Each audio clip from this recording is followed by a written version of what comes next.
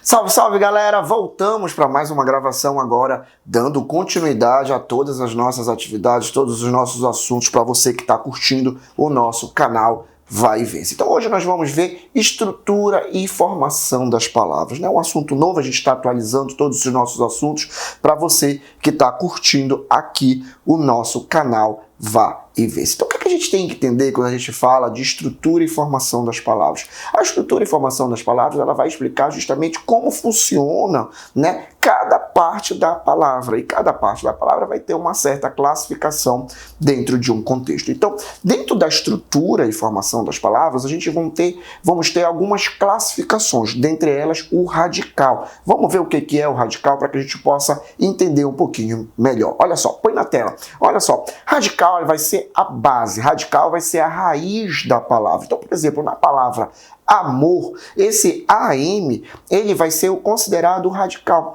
Por quê? Porque todas as derivações da palavra amor, por exemplo, amoroso, vai levar esse radical com ele. Toda vez que isso acontecer, a gente diz que isso é um radical. Também o que a gente chama também de morfema, que é a menor unidade estrutural das palavras. Então, esse AM é o meu radical, que também é considerado aí um morfema. A palavra terra, terreiro, terreno, percebes que esse TERR, vai levar, por todas as suas derivações. Toda vez que isso acontecer, a gente diz que a gente tem o que a gente chama de radical. Pedra, pedreiro, percebe que o PEDR, ele vai estar sempre nas derivações da palavra pedra. Toda vez que isso acontecer, a gente tem o que a gente chama de radical, que também pode ser considerado um morfema, a menor unidade estrutural das palavras. Os afixos são os morfemas colocados antes ou depois das palavras, e cada afixo tem uma classificação.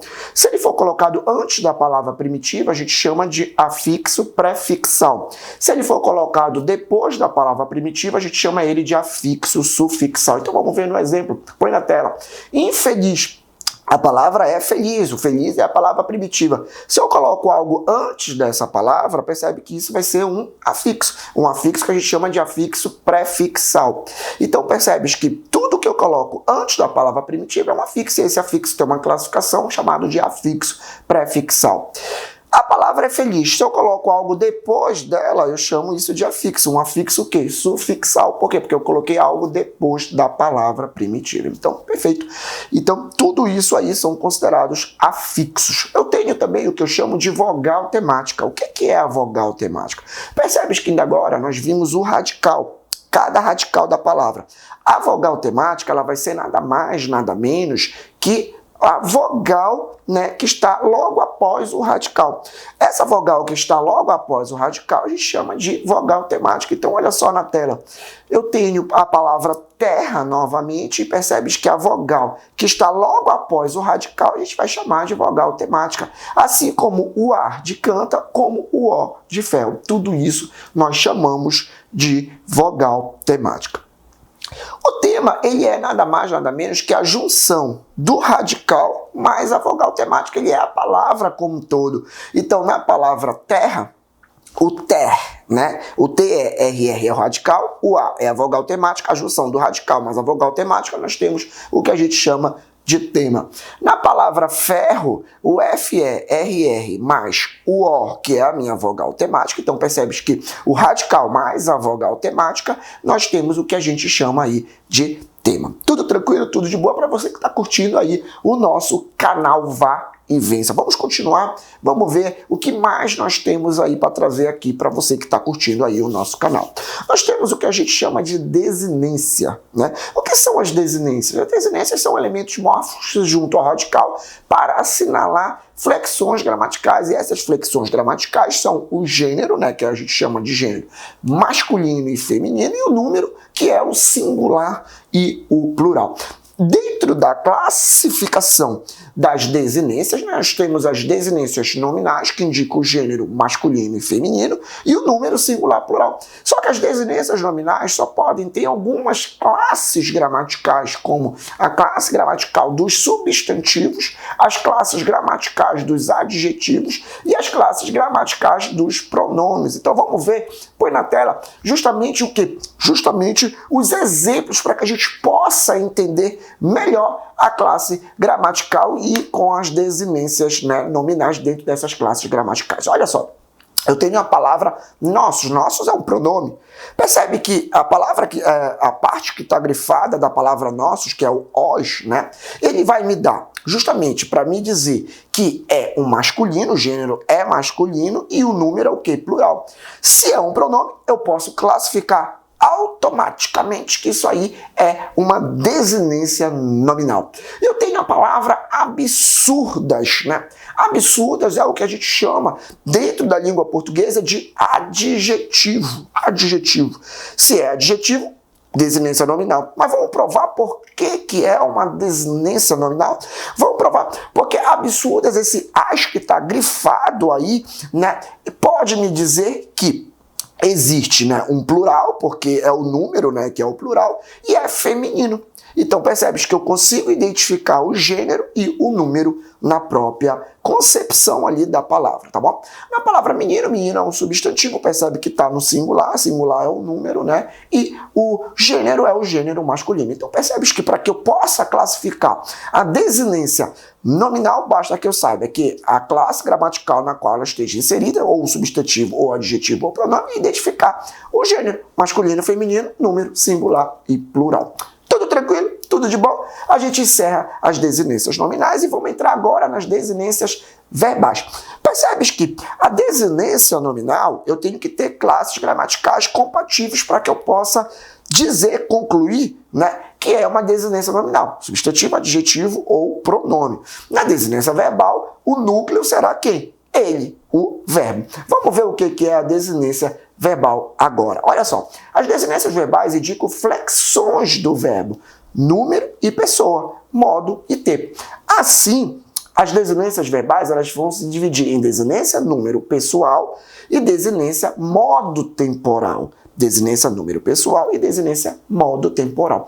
Vamos ver como é que acontece a situação da desinência número pessoal? Olha só, na desinência número pessoal, como eu informei anteriormente, né, ela vai indicar o número singular e plural, né, e as pessoas do discurso, as pessoas que vão estar inseridas naquele verbo, correto?